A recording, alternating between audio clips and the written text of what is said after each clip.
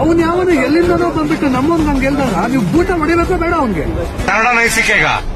हाँ? नहीं, कन्नड़ा नहीं सीखेगा? ये हिंदुस्तान है, ठीक है। और इधर हम जो चाहेंगे वो बोलेंगे। और कन्नड़ा लोग रह का रहे हैं हिंदुस्तान में, हाँ? हिंदुस्तान में रह रहे हैं। ಕನ್ನಡಿಗರಿಗೆ ಸ್ವಾಮಿ ಕಲ್ಸಿಲ್ಲ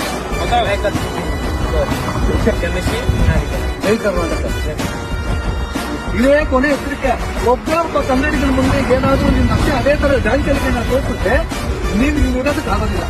ಕನ್ನಡಿಗರು ಏನು ಯಾರೆಲ್ಲ ವಿಡಿಯೋ ನೋಡ್ತಾ ಇದ್ದೀರಾ, ಮೊದಲ ವಿಡಿಯೋ ಹೆಂಗ್ ವೈರಲ್ ಆಯ್ತಲ್ಲ ಅದರಲ್ಲಿ ಇವ್ರು ಏನೋ ಮೇಲ್ಗೆ ಸಾಧಿಸ್ಬಿಟ್ಟಿದ್ರು ಅಂತ ಟೀಕ್ತಾ ಇದ್ದಾರೆ. ಈಗ ವಿಡಿಯೋ ಮಾಡಿ ವೈರಲ್, ಇದಾಗ್ಬೇಕು ವೈರಲ್. ಈ ತರ ಜಾಂಚಲಿ ತೋರ್ಸೋದು ಯಾವನಿದಾನೆ ಇವನ್ಗೆಲ್ಲ ಇದೇ ಗತಿನೇ ಅಂತಕ್ಕಂಥದ್ದು ಗೊತ್ತಾಗ್ಬೇಕು. ಕನ್ನಡಿಗರು ಲಕ್ಷಕೋಟಿ ಜನ ಬೇರೆ ಬೇರೆ ರಾಜ್ಯಗಳಲ್ಲಿ ವಾಸ ಮಾಡಿದ್ರು ಕೂಡ ಅಲ್ಲಿನ ಭಾಷೆ ಕಲಿತು ಅಲ್ಲಿನ ಭಾಷೆಯ ಜನರಿಗೆ ಗೌರವ ಕೊಡ್ಕೊಂಡು ಬದುಕ್ತಾ ಇದ್ದಾರೆ. ಅದು ಕನ್ನಡಿಗರು. ಆದ್ರೆ ಈ ನನ್ನ ಮಕ್ಕಳು ಎಲ್ಲಿಂದನೋ ಬಂದು ನಾವೇನಕ್ಕೆ ಕನ್ನಡ ಕಲಿಯಬೇಕು, ನೀನು ಹಿಂದಿ ಕಲಿತು ಹಿಂದೂಸ್ತಾನ ಅನ್ನೋಷ್ಟು ದುರಂತದಿಂದ ಮಾತಾಡ್ತಾರಲ್ಲ, ಇದನ್ನ ಈ ಬಣ್ಣದ ಶಾಲಾ ಕೊಂಡಿರ್ತಕ್ಕಂಥ ನಾವು ಸಹಿಸೋದಿಲ್ಲ. ನಡ ಮುರಿದು ಕನ್ನಡ ಕಲಿಸ್ತೀವಿ. ಇದು ಇಂಡಿಯಾ ನಿಜ, ಇಂಡಿಯಾ ಅಲ್ಲ. ಈಗ ಮೊದಲನೇದಾಗಿ ಇದಲ್ಲಿರೋದು ಇಲ್ಲ.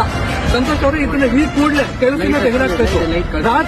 ರಾತ್ರಿಯಲ್ಲಿ ಈ ಕೂಡಲೇ ಇದನ್ನ ರಿಟರ್ನ್ ಬಸ್ ಟಿಕೆಟ್ ಬುಕ್ ಮಾಡ್ಬಿಟ್ಟು ಇದನ್ನ ಕಳಿಸ್ತಾ ಇರಬೇಕು. ಇದಕ್ಕೆ ಕ್ಷಮೆ ಕೇಳ್ದ ಅಂದ್ಬಿಟ್ಟು ಕ್ಷಮಿಸ್ತಕ್ಕಂಥದ್ದಲ್ಲ. ಏನಕ್ಕೆ ಅಂತ ಹೇಳ್ತಾ ಇದೀವಿ, ಪದೇ ಪದೇ ನಾವು ಕ್ಷಮಿಸುವಂತದ್ದು ಈ ತರ ಪ್ರಕರಣಗಳು ಹೆಚ್ಚಾಗ್ತಾ ಇದೆ. ಇದನ್ನ ನಾವು ಸಹಿಸೋದಿಲ್ಲ. ಈ ತರ ಮನಸ್ಥಿತಿ ಇರ್ತಕ್ಕಂಥವ್ರು ಯಾವನಿದ್ದೀರಾ ನಿಮ್ಗೆ ಇದೇ ಉತ್ತರ.